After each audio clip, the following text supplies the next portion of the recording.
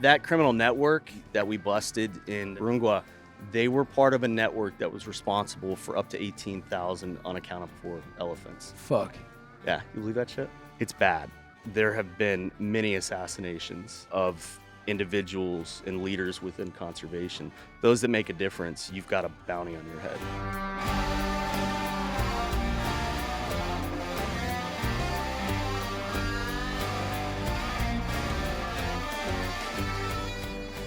I really appreciate you guys being here today. Big part of the show is bringing on folks who really walk the walk, don't just talk about it. And you guys are both 100% those people. But I just want to express just real gratitude for you guys being here. And I'm not the best at introductions, so if you guys could. Could you just, tell me your names and sort of tell me a little bit about who you are, and a little bit about your organization, VETPAW? Sure. So my name is Ryan Tate. I'm the president and founder of VETPAW, which is Veterans Empowered to Protect African Wildlife. I started the organization after I served in the U.S. Marine Corps.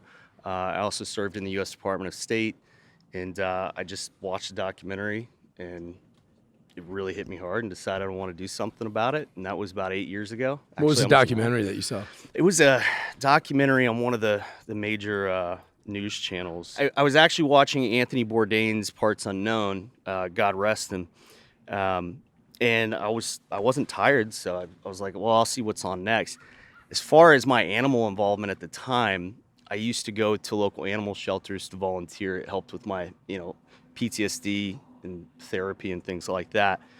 And so I would take pictures of the animals. Photography is a big passion of mine, and it would help their adoption rate on the website. I already had 2 adopted cats and a 125-pound Rottweiler in my New York City apartment, so there were no more room for animals. But so I'm the type of person where if I know that animal abuse exists and cruelty, I don't want to see it because I know it's there. And if I can't do something about it, why put myself through that? I don't know, I guess my parents just raised me to be compassionate for the voiceless and the innocent, and animals are that. And so I watched this documentary after Parts Unknown was on, and I was not prepared to see what I saw. What specifically, if you can't, what specifically was it in that documentary that really got you? So there's 3 things. It was 3 gut punches in a row. One, there was a massive bull elephant missing its tusks, entire face, brain matter all over the tar road. The trunk is sitting separately from the body, like 10 feet away. I mean, it was gruesome. The next scene was park rangers laying dead. And the third scene was video footage of a female rhino that poachers had darted with a tranquilizer that they got off the black market, because tranquilizer guns don't go bang, so nobody can hear it. So they darted her. She went to sleep. They hacked her horn off through the flesh, 45 seconds, and then they were out. Then she wakes up from the tranquilizer, and her calf, newborn baby, is gone in the bush. And they're waiting on veterinarians to get there. I mean, you can't really save an animal after it's had its face cut off. I mean, I wouldn't want you to save me if it was me. Right. And so, anyways, while they're waiting for the veterinarians, we just watched this rhino die. I mean, there were literally tears coming down its eyes. It was confused. And like all that PTSD and stuff you get as a result of war, I just kind of shoved it in a glass jar, super glued it shut. I'm like, I'm good. I'll just deal with it. And that rhino was the last straw, and it just shattered that jar. I was crying like a baby, snot coming down my face, and pissed off. I felt everything that animal felt, and I had to do something about it. And knowing that park rangers are dying at the same time, I just can't deal with that. And where do you go from there? I mean, knowing that you have to do something about it, and you found this kinship to these park rangers, can you explain that and then explain what your next steps were? Yeah, so I was still at the U.S. Department of State. I was not a foreign affairs advisor. The State Department can be territorial, rightfully so. I mean, you're dealing with relationships with other countries. So I pissed off a ton of people doing research on this. Tell them who you were protecting, too. Tell them who you were protecting, because it was a high level. No, I worked with senior State Department leadership. But And you were working for him as security, or you were? Yeah, I was on the security details. I had an assistant secretary of state come up to me and say, and this is on a Friday, she said, with her whole entourage, I was at President Obama's Advisory Council for Wildlife Trafficking, an open forum where they were talking about what the U.S. is going to do to help stop poaching and wildlife trafficking, which is a top 5 international crime. And so I took leave off of work, went to D.C., and I was there as a private citizen. She knew who I was. And on a Friday, she said, if you don't stop what you're doing right now, you will not have a job on Monday. And so I stormed out of there pissed off as all hell. Like, who does this chick think she is? And I turned in my resignation papers on Monday. And look, man, I got so many fucking questions. But why? Why? Like, why? Why? What's her? So why did she say that? Their response was, we don't understand what skills U.S. veterans have that translate to counter poaching. And that's disgusting to me. I mean, that just shows that, okay, you're tasked with focusing on this challenge, and you don't know how bad it is over there? You don't know that criminal networks, militarized terrorist groups are doing the poaching? I mean, it's nuts. I really want to go into the connection between both organized crime, terrorism, Al-Shabaab, like especially at first in Tanzania. You hand in your resignation letter, and then what's next? What happens next? Then it's, oh shit. What do I do now? Right. No, I just started going to Africa. A lot of it on my own dime. You know, we weren't even I don't think we got our 501c3 until, 8 months later. So yeah, I just started going over and observing. I'm not going to go in with American flag. I mean, dude, I've got an American flag tattooed on my chest, but I'm not going to be leading the way, freedom fighters and my way or the highway, because a lot of Americans go to Africa and, a lot of organizations, and that style doesn't work. And when they leave, it damages those of us that are there. And is that knowledge or that insight, is that something that you garnish? Is that something that you learned in overseas in the Middle East? 100%. And can you explain that parallel? I mean, at the end of the day, listen, poachers are criminals. Just because they're poaching animals doesn't mean that's all that they do to make money. They traffic humans, drugs, they commit terrorist activities, arms dealing, you name it. I mean, they are bad people, these networks at least, and they're taking advantage of locals. And it's very similar to what we did and experienced in the Middle East. It's these large, powerful bullies of criminal networks, terrorist networks that come in and they exploit the community. What the U.S. military is really good at is taking a large area of operation, massive area of operation, and successfully managing operations within it with small teams, small unit tactics. We were teaching these guys how to utilize cover and concealment, intelligence gathering and exploitation, field trauma medicine, you name it, leadership. And what's crazy is that these park rangers were so stoked that a U.S. Marine is here. They are so well versed in the wars in the Middle East, and the fact that we're here with our skills to help you with your job. They were like, we're important. Wow, what we are doing is actually very honorable to have guys like this coming here. Absolutely. Originally, you're going over there to basically train and then help facilitate the work of the Rangers. It's a group of U.S. veterans who served in the Middle East. And, in that group, you've got Purple Heart recipients, Bronze Star recipients. I mean, can you talk about initially the group of people that you went over with, how that group was formed? What I know is from the TV show on Discovery, but was that the first group that went out? That was the first full team group. Before that, Oz, who's on the show, Green Beret, 18 Delta, one of my best friends, he's an amazing guy. It was me and him. We were doing a ton of undercover ivory buys and things like that. And how did you two connect? And how did you find this sort of? Honestly, he just reached out to me one day and was like, hey, I've been to Africa and I've done some counter poaching, found your group. I'd just love to support you. Fuck yeah. And so we started a relationship, and the rest was kind of history. We were Mark, myself, and Oz were all on the same level of thinking about how we're going to do things. It's not a one-size-fit-all. And we're doing this not to make money. We're not doing this for egos. We're doing this because we actually want to make a difference. Absolutely. VETPAW didn't want to go in there like, well, we're here to make a difference, right? It was, we're here to support the Tanzanian Anti-Wildlife Crimes Task Force at the time. Which is that the Rangers? So we actually helped form the task force. It was Got the it. first ever wildlife crimes task force. So it was intelligence based. So we actually handpicked. We did a whole interview process with them. We handpicked each member of that 15-person team. So their job was to go and do undercover buys and collect information and then exploit that so we can go and take these guys down. I mean, again, man, I have so many fucking questions, but because so much of it kind of depends on this sort of like undercover work. You don't have the infrastructure where you're tapping people's phones, or the stuff is done, again, boots on the ground undercover work. Obviously going in with cameras makes your job harder, makes your job more dangerous. And I mean, Rangers die. Rangers get killed in this. Can you just sort of explain sort of the risks, the risks that are just part of this deal? I mean, it's a very complex industry, especially when you look at some of these, these corrupted governments. And that's not me pointing fingers at any specific government or agency within. But you do have bad players in some of these governments. So it makes it hard. You don't know who to trust.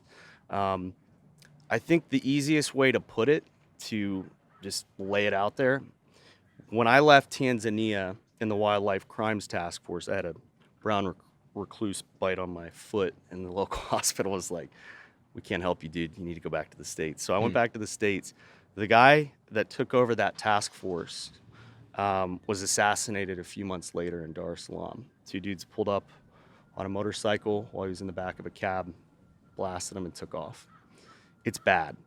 There have been many assassinations of individuals and leaders within conservation. Those that make a difference, you've got a bounty on your head. Because it's such dangerous work, you're also operating. I mean, granted, you have experience operating overseas, out of the jurisdiction of obviously of the states.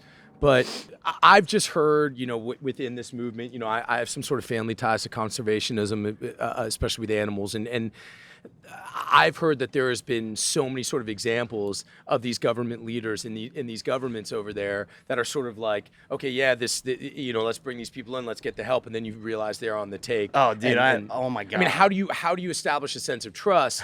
and I guess because what I found really moving and kind of beautiful about something you said on the show is that once you were out in the field with these other Rangers, once you show, hey, dude, I'm about walking this walk, not about talking about it, then all of a sudden the bond between you guys is as solid as fuck, right? They get motivated. Fucking A. They're like, these guys are here. These guys are down for this. They're not bullshitters. Well, they're also wondering, where's the world? Where's the world's response to this crisis? And it's a question about, I mean, there was a moment, I believe, where you were sort of interrogating a poacher. And I want to talk about like sort of the level 1 through 5 and like how you sort of go about that. Because a big thing that we explore in this show is sort of policing in this country and the sort of state of policing. And, you guys are left to deal, when you talk about drug cops in this country, there's either guys who are street level guys, or there are guys who are sort of city level guys, or there are guys who are sort of like going after the big dogs, and they have the infrastructure of the federal government to go about those things. You guys are doing the full fucking gamut on your own. Like, you're going after the big dogs, and you're trying to turn people against each other. One of the things when you were sort of like talking to these guys is you were sort of telling them, what this is doing to their children, to their country. Can you just talk about, either of you guys talk about the effects that poaching has on these countries, on the environment as a whole, on the state of sort of like those societies, and how crippling it is for those places? Yeah, I mean, for me, I never want to pretend like I've walked a day in someone else's shoes. So I try to take an empathetic, compassionate approach to everything, even if it is a shitbag. You know what I mean? I don't know what his story is. Maybe we can inspire this guy to turn it around. But I'm not God, and it's not my job to judge you. Mm-hmm. And so I just think when you bring that to the table, like man to man, do you want me talking like that to you? Right. Like talking down on you? Right. and drilling, especially if I'm an American in your country in Africa, yeah. hell no. That's not going to work. Give the guy a cigarette and hang out, talk man to man, educate him a little bit, and work with him. And I believe in that. It's just not my place. I don't like this. I don't know, villainizing of everybody until I know their situation. You know, I mean, there's so much potential in Africa. When you think of Africa, what do you think? Like first thing that comes to mind? Animals. Lion King, safaris. That's still an untapped industry over there. So if we let it get poached out, I mean, the potential's gone. The jobs that are there now are gone, and now you have a corrupted society, a desperate society, and where do criminals thrive? Right. You know, with desperate people, desperate situations. Right. And so then what's next? The animals go, the natural resources are already dwindling. They've been saying Africa's the next battleground for how long now? Since the 80s, I think, or 70s.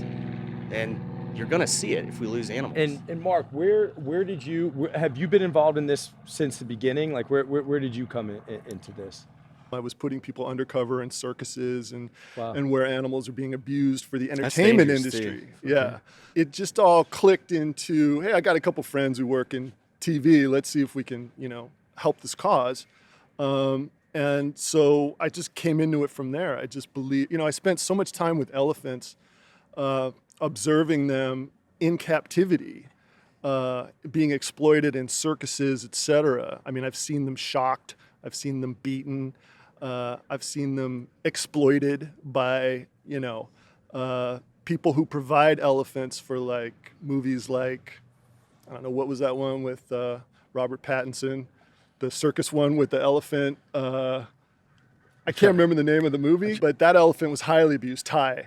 Okay. And that's an Asian elephant. But when I think about elephants, I just love them. That criminal network that we busted in Rungwa, they were part of a network that was responsible for up to 18,000 unaccounted for elephants. Fuck. Yeah, you believe that shit? Fuck. And right now, your relationship with the Tanzanian government is what? I mean, it's there. It's a working relationship. We share information. They really want us to come back and teach it at their ministries college. So we teach, have you ever heard of human terrain mapping or behavior pattern recognition? So No, please. we are tell us. the only people teaching that in Africa.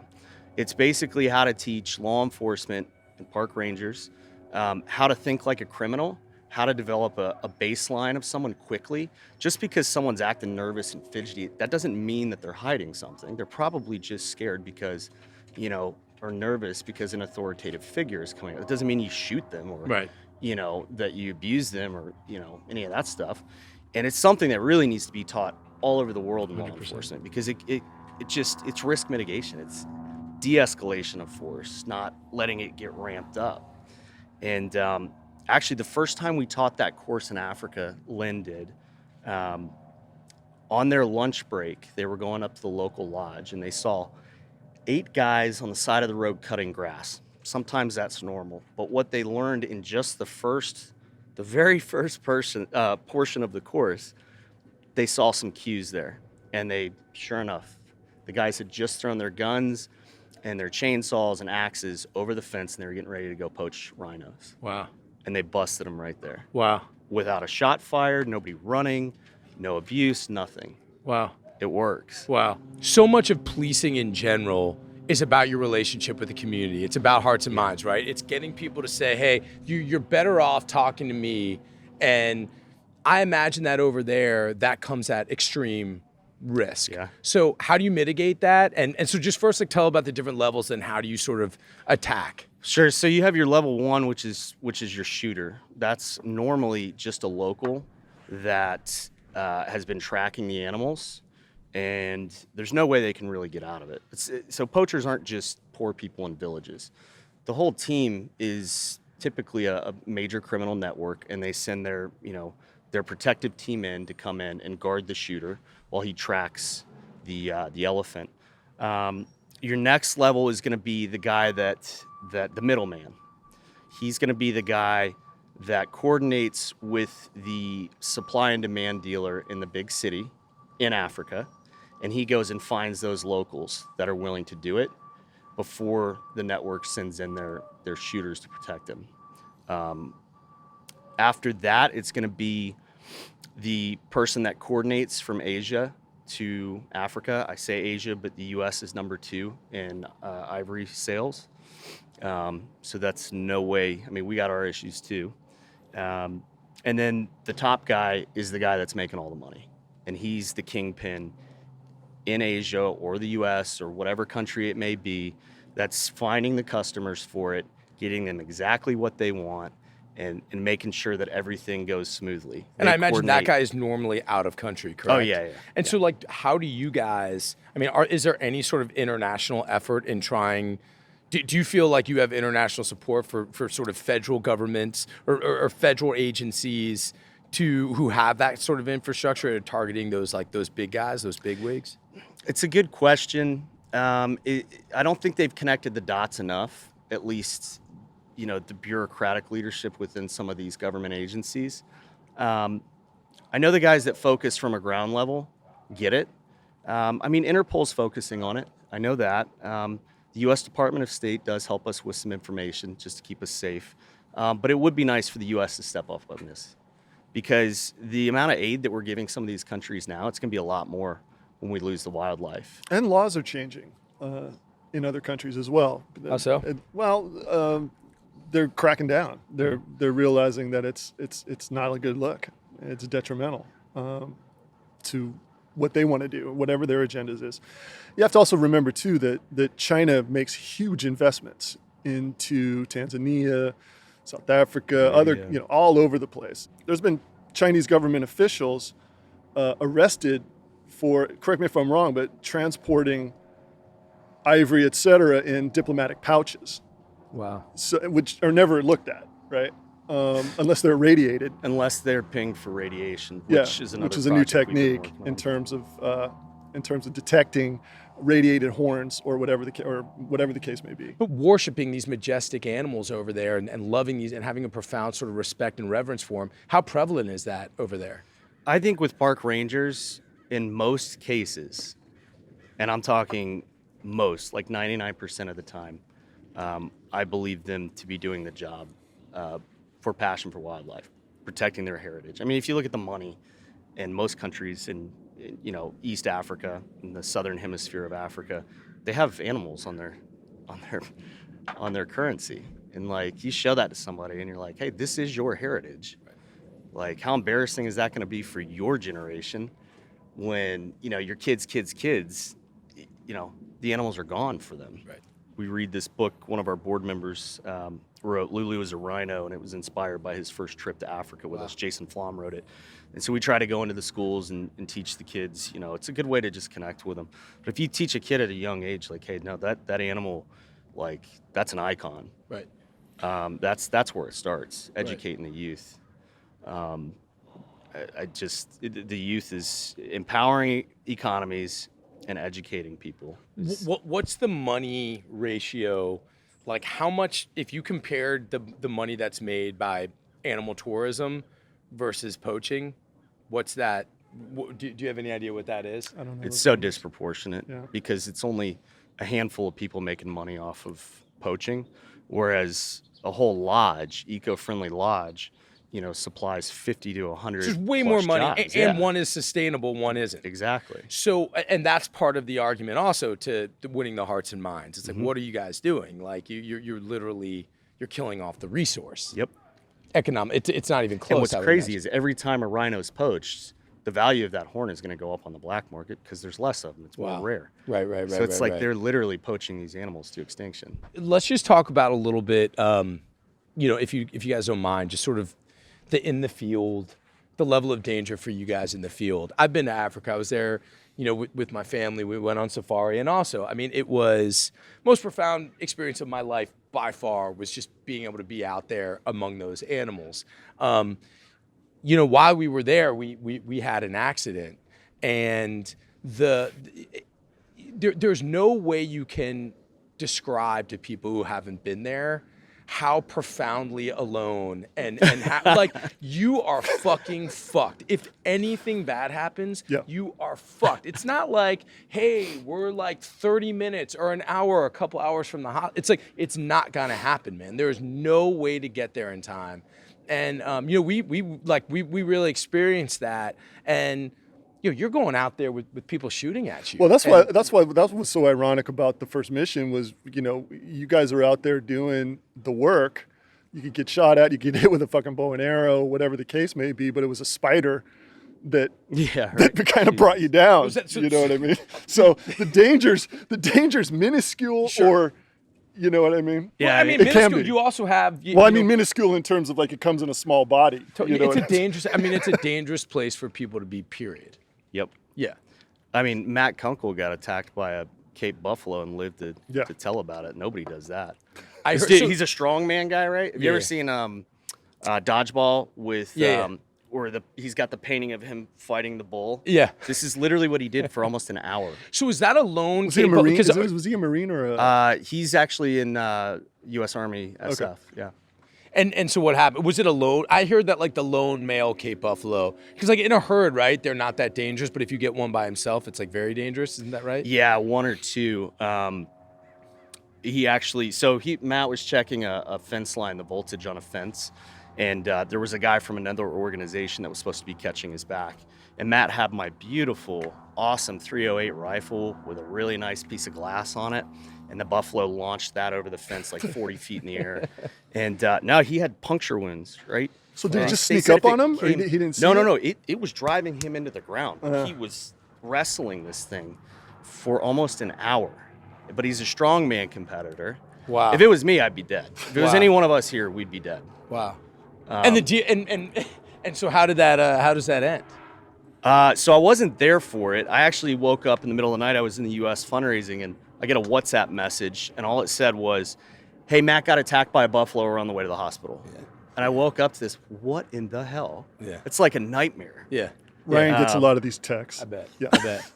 I've talked to people, as you guys know. Like I talked to my dad. My dad used to be the chairman of the board of the Humane Society of the United States, and he would tell me that there were groups that were kind of similar to you guys that were sort of not welcomed because it was looked at as these are Americans, especially white Americans, coming into these places. Yeah, for sure. How do you navigate that? What are your thoughts on that?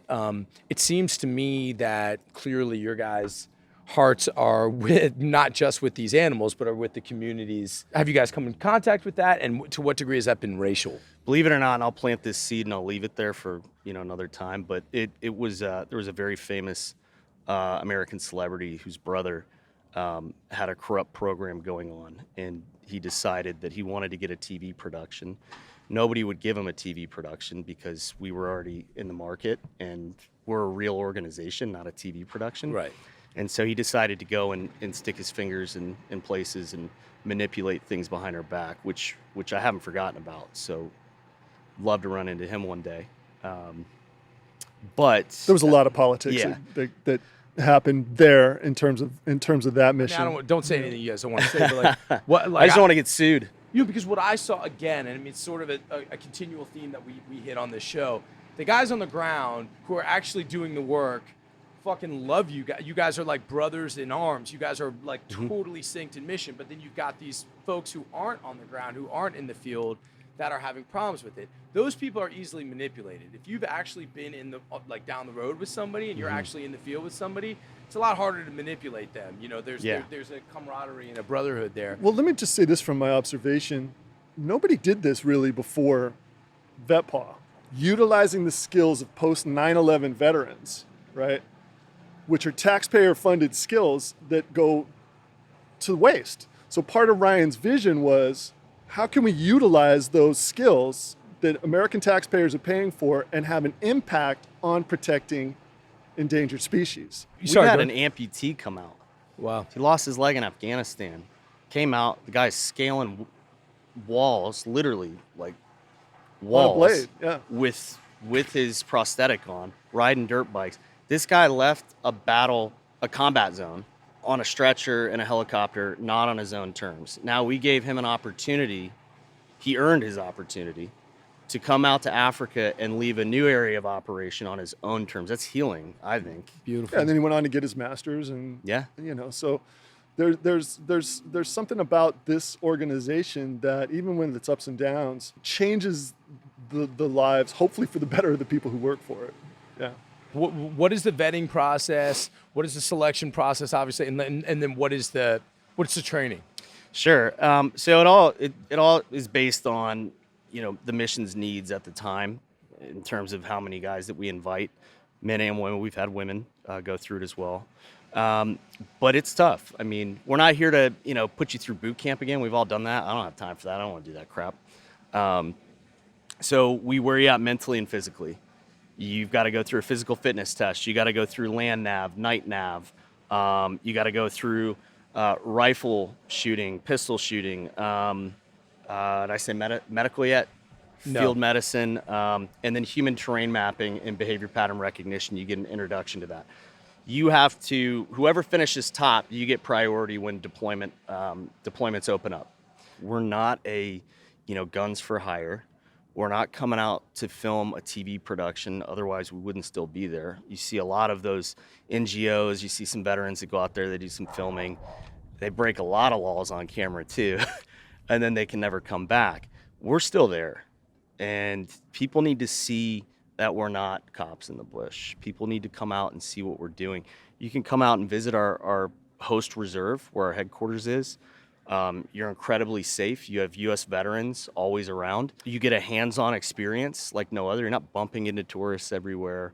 If there's elephants, there's not a traffic jam of safari vehicles. Right. You're spending time with the veterans around the fire at night, hearing their story, and then you become part of our family. Can you talk about the relocation project, though, and so, how many baby rhinos have come out of that? And I mean, not specific numbers, but yeah. So we have had, I want to say, a 30% increase in black rhinos since we relocated them there, naturally through breeding. Elephants, well, our populations are exploding, but with the black rhinos, we're set to move 100 black rhinos into our reserve from high-risk areas. We moved the first 18, then COVID hit. So now we're looking to do that again. We moved them upside down underneath the Huey and into the reserve. They're asleep. It's the safest way. Actually, I think it was at Stanford. One of the big schools deemed it's the safest way to move them is upside down. Wow. So it's trippy seeing, it's basically like a Chevy Suburban upside down underneath a Huey. Yeah. It's wild. Yeah. I mean, I'll have to show you the pictures. Wow. So there's that. I mean, we're a nonprofit, so awareness is so important. That's why we appreciate the opportunity being on your show. I mean, it's a big deal for us. Donations are great. We're not. A lot of people see our social media and they think we've, got all this big funding. We're not even $1 million organization. To do what we do with $1 million a year is insane. Nobody else can do it. Go and find them. I dare you. You won't. We don't have an endowment. We're hand to mouth. We want to work on an endowment. But so every donation goes to supporting those guys on the ground, every penny. And when you said you could come out and visit the reserve, so like, you're a travel agent right now, man. Tell me, what's that like? We can do OPs, observation points up in the mountains.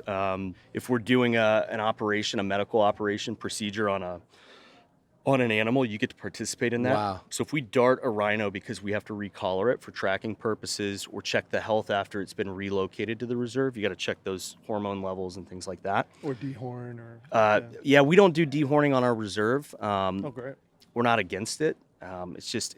We believe it's starting to change the genetics. You can actually cut the horn of a rhino off without going through the flesh, but it takes a team of people.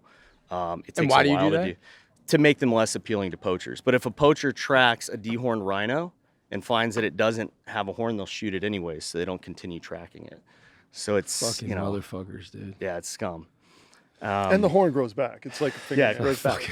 But it's starting to affect the gene pool or the behavior patterns because the males can't bully the females anymore. So they're not breeding as much. Got it. So now what do we do? Got it.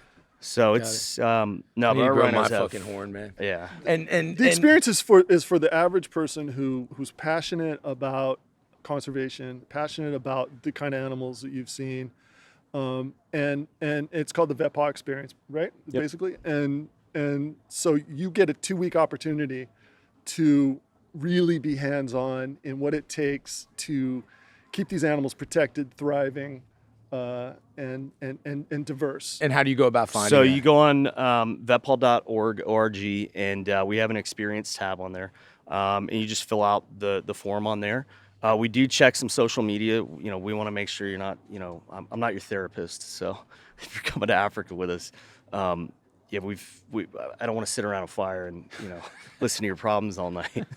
No offense, but yeah, we make sure it's the right people. You know, when you're coming out there, yeah, all the money that you paid goes back into the mission, but we need you returning back to the States and being an ambassador for us and spreading awareness for what we do. And yeah, it's just got to be the right people. Right on. Guys, I really, really appreciate you guys being here. I have so much respect for what y'all did, and I just want to let you know, you got a friend in me, and anything that I can do, anything that we can be helpful with, or as much as I could be a part of things, please never ever hesitate. Hell yeah, man. You're like exactly the kind of guys that we want to celebrate, and just thank you for what you do, thank you for who you are. I really appreciate you guys doing this. Appreciate it. Yeah, we need more guys like you, man. It's awesome that you use your platform for this. We appreciate it. And dude, you got to come to Africa with us. It's a done deal. You tell me when, Done and we're deal. going to make it happen. It'll change your life with us. I'm 100% coming. We gotta bring I'm Josh. saying that on fucking camera. Yeah, Josh is coming. I'm 100% fucking coming. Thank you, fellas. I Yeah. really appreciate this. This was Our awesome. pleasure. It was a real honor, guys. Thanks. Likewise. Appreciate it.